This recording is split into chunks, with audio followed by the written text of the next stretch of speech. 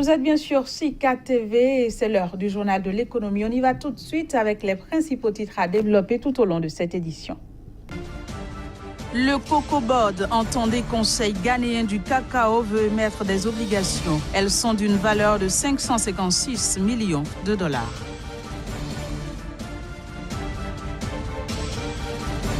Le Nigeria ambitionne de faire passer la capacité de transmission électrique du pays à 28 000 MW, et ce, d'ici à 2035.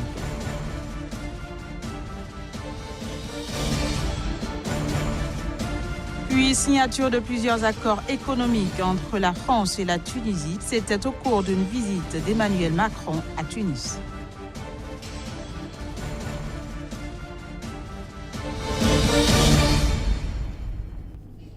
Voilà, c'était là le sommaire, chers amis téléspectateurs, à nouveau bienvenue. Le Conseil ghanéen du cacao Cocoa Board envisage d'émettre des obligations d'une valeur de 2,5 milliards de cedi, soit 556 millions de dollars. Cette opération vise à permettre aux régulateurs de compenser les pertes accumulées lors de la dernière saison, de réduire ses dettes ainsi que de supporter les charges liées au maintien du prix aux producteurs cette saison. Cocoa Board envisage également de fixer un prix bord champ équivalent à 70% du prix mondial du cacao durant la saison 2018-2019 qui débutera en octobre prochain et de supprimer les subventions aux producteurs de la fève. Notons que le Cocoa Board, qui vise une récolte de 850 000 tonnes de cacao cette saison, a acquis au 28 décembre dernier environ 435 000 tonnes de fèves. Le président français a effectué une visite en Tunisie. À l'occasion, Emmanuel Macron et son homologue tunisien ont présidé une cérémonie de signature d'accord entre leurs deux pays mercredi au palais présidentiel à Carthage. Les explications dans cet extrait. En matière économique, vous le savez, l'Agence française de développement est le principal partenaire de notre aide publique. Et en plus du plan d'appui au développement durable de la Tunisie, de 1,2 milliard d'euros pour la période 2016-2020, je peux d'ores et déjà annoncer que la France pourra engager 500 millions d'euros supplémentaires sur la période 2020-2022. La création d'un fonds d'appui aux initiatives des jeunes entrepreneurs tunisiens que nous souhaitions annoncer aujourd'hui de 50 millions d'euros. En plus de ce que je viens d'évoquer, ce dispositif permettra d'accompagner très concrètement les jeunes porteurs de projets, quel que soit d'ailleurs le secteur et le niveau de qualification, pour lutter contre le chômage, en particulier des plus jeunes et des jeunes qualifiés.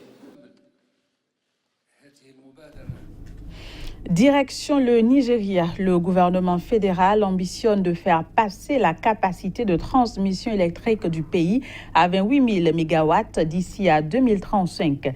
Cet objectif à moyen terme prévoit une augmentation progressive de la capacité de transport électrique qui devrait atteindre 10 000 MW en 2020.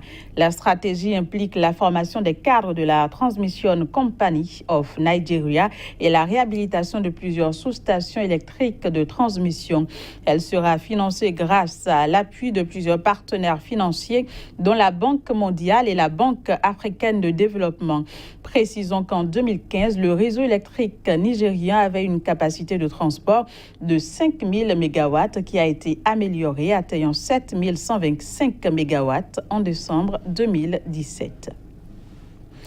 À l'initiative de la Confédération générale des entreprises de Côte d'Ivoire, l'African Digital Week est une rencontre annuelle réunissant les principaux acteurs du numérique ivoirien et africain. Ce rendez-vous vise à fédérer toutes les énergies de l'écosystème des technologies de l'information et de la communication TIC en Côte d'Ivoire. Plus de précisions dans ce élément avec notre correspondant à Abidjan, Chris Paterna Simia. Poser les jalons d'une future coopération africaine, le pari était osé face à la progression du continent dans ce domaine. En matière de transformation digitale, la réflexion valait la peine d'être menée. Au regard des actions allouées par les autorités ivoiriennes, le patronat ivoirien n'a pas eu assez de peine pour mobiliser pendant 3 jours à Abidjan les acteurs africains du numérique. Quel modèle de transformation digitale pour réussir donc ce développement économique et social du continent? C'est autour de cette problématique que s'est tenue à Abidjan la première édition de l'African Digital Week. Le but premier de cette convocation panafricaine était de la part des acteurs ivoiriens du numérique de faire de ce pays en constante croissance l'un des leaders africains de la plateforme d'innovation dans le secteur du numérique. Mais aussi pour une première concertation, l'accent a été mis sur la mise en relation des divers acteurs du numérique africains afin de valoriser et mettre en relation ces décideurs du digital en Afrique.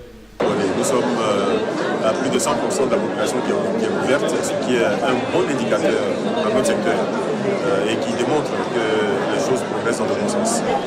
Le numérique aujourd'hui en Côte d'Ivoire, comparativement à ce qui était il y a quelques années, est en pleine mutation. Les statistiques font état de 300 entreprises, parmi lesquelles on recense plus de 500 startups, dont les activités gravitent autour du développement d'applications et d'agences web. Poids dans l'économie nationale est estimé pour le seul secteur des technologies de l'information à 14% du PIB. En Afrique de l'Ouest et dans l'espace francophone, le Sénégal fait figure de modèle.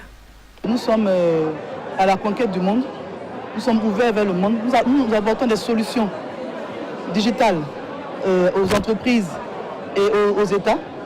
Et donc, il fallait qu'on soit là pour dire que, en tant qu'Africains, les problèmes du numérique des acteurs de l'Afrique sont pris en main par des structures africaines. Le développement de l'économie des pays africains, comme la plupart des nations développées, doit inéluctablement passer par une révolution technologique. Plus de 300 experts, panélistes et exposants venus du Sénégal, du Cameroun, du Maroc, de la Tunisie, la France et l'Allemagne ont pris part à l'événement. Voilà, c'est la fin de la première partie de ce journal. On passe à présent à la page invitée.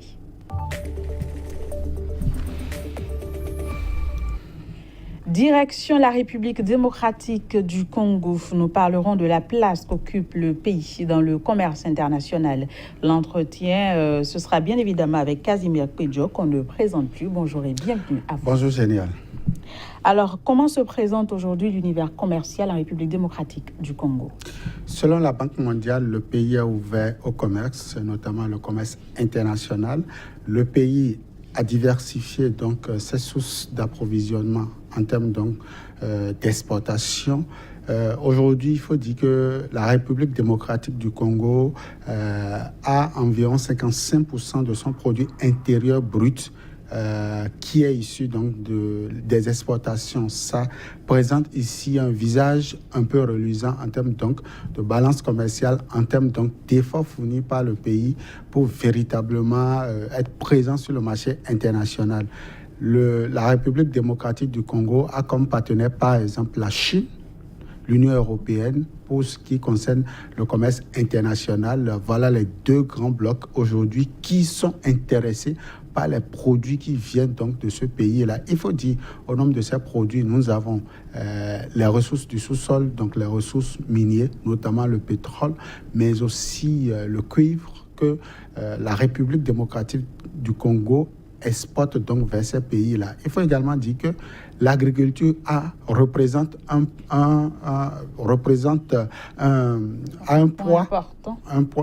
point important donc dans les exportations au niveau donc du pays. Cependant, au niveau de la sous-région, la République démocratique du Congo a encore des efforts à consentir en ce qui concerne les relations commerciales au niveau donc de la sous-région, des pays de la sous-région, car l'intégration économique n'est pas encore la chose partagée au niveau donc du Congo. Par rapport à la situation actuelle, la situation politique qui prévaut en République démocratique, est-ce qu'on ne pourrait pas dire qu'elle est assez ironique, paradoxalement, parallèlement, disais-je, par rapport à la situation économique? Bien sûr, génial. Il faut dire que la crise politique qui secoue donc le pays a un impact néfaste sur l'économie. D'ailleurs, un pays qui ne vit pas donc dans la quiétude, dans la paix, n'attire pas forcément les investisseurs. Et donc, les investisseurs sont un peu craintifs, les investisseurs sont un peu attentifs en ce qui concerne donc la paix et la quiétude, parce qu'on n'investit pas, aucun investisseur ne va donc poser sa valise dans une économie qui est troublée. Et donc, il va falloir aujourd'hui que les dirigeants donc, de ce pays puissent trouver au plus pressé le terrain d'entente pour que véritablement les Congolais puissent commencer par travailler. D'ailleurs, il y a une étude de la Banque mondiale qui prouve aujourd'hui que le jeune Congolais est un peu paresseux. Il attend tout donc, de l'État et donc il va falloir travailler pour sensibiliser à cette difficulté, du moins à cette crise interne déjà au niveau de la jeunesse congolaise. On ajoute aujourd'hui la crise politique où la plupart des jeunes veulent prendre les armes pour perturber donc, la quiétude au niveau de l'économie. Ce n'est pas bon pour le pays. Au regard des atouts dont dispose donc, la République démocratique du Congo, il va falloir vite trouver donc, le terrain d'entente pour que la jeunesse puisse retrouver donc, le chemin de la production. Il va falloir également motiver davantage le secteur rural, notamment les agriculteurs, pour que véritablement le Congo puisse produire assez donc, de céréales, assez de matières, de produits de rente pour que la République démocratique du Congo puisse effectivement diversifier ses ressources comme l'a prévu les dirigeants actuels en 2012 en mettant sur pied des mesures donc, d'accompagnement pour le secteur de la production. Et face à tout cela, il va falloir maintenant investir au niveau donc, des partenaires sociaux, notamment le secteur privé, pour qu'on investisse dans les PME, les PMI, surtout l'industrialisation, pour que l'agriculture puisse apporter de la plus-value afin que les recettes donc, du trésor puissent davantage être renflouées pour que le pays ait un peu plus d'aisance au niveau donc, de la région centrale donc, du continent africain. Justement, vous avez parlé des PME tout à l'heure, mais un peu plus tôt, vous disiez que les jeunes Congolais se penchent beaucoup plus sur l'État pour s'en sortir. Comment faire pour motiver justement ces jeunes-là à aller vers l'entrepreneuriat? Ça pourrait être une solution. Oui, ce serait une solution, mais déjà, il faut déjà des préalables, la formation donc, de cette jeunesse. Il faut sensibiliser les jeunes Congolais qui passent presque la plupart de leur temps dans des situations très peu confortables qu'on ne saurait citer ici. Et donc, l'État doit trouver le mécanisme par lequel il va sensibiliser la jeunesse autour donc, de l'économie du pays, autour des potentialités économiques donc, du pays pour que cette jeunesse puisse retrouver donc, l'emploi, puisse retrouver le chemin de l'emploi. Il y a aussi que les entreprises au niveau de la République démocratique du Congo végètent dans l'informel. Et donc, l'État doit trouver le mécanisme par lequel sensibiliser ces jeunes-là afin de créer des entreprises officielles pour pouvoir bénéficier donc du soutien des systèmes financiers décentralisés. Je veux parler donc des institutions de microfinance véritables pour que les PME et les PMI puissent se développer parce qu'aujourd'hui, il faut le dire, il faut avoir le courage de le dire, la République démocratique du Congo mise beaucoup plus sur son potentialité minière, ce qui n'offre forcément pas une aisance lorsqu'une crise vient. Le pays est très fragile donc aux crises et il va falloir faire travailler cette jeunesse qui est une main-d'œuvre et non une poudrière comme le pensent certains dirigeants au niveau du pays. Merci beaucoup Casimir Kouedjo pour toutes les explications que vous venez de nous donner. Je vous retrouve très bientôt pour un nouveau numéro de votre journal. Toujours avec le même plaisir. Voilà, chers amis téléspectateurs, vous l'avez compris, c'est la fin de ce journal. Merci de l'avoir suivi. Très bonne suite de programme sur CICA. Au revoir.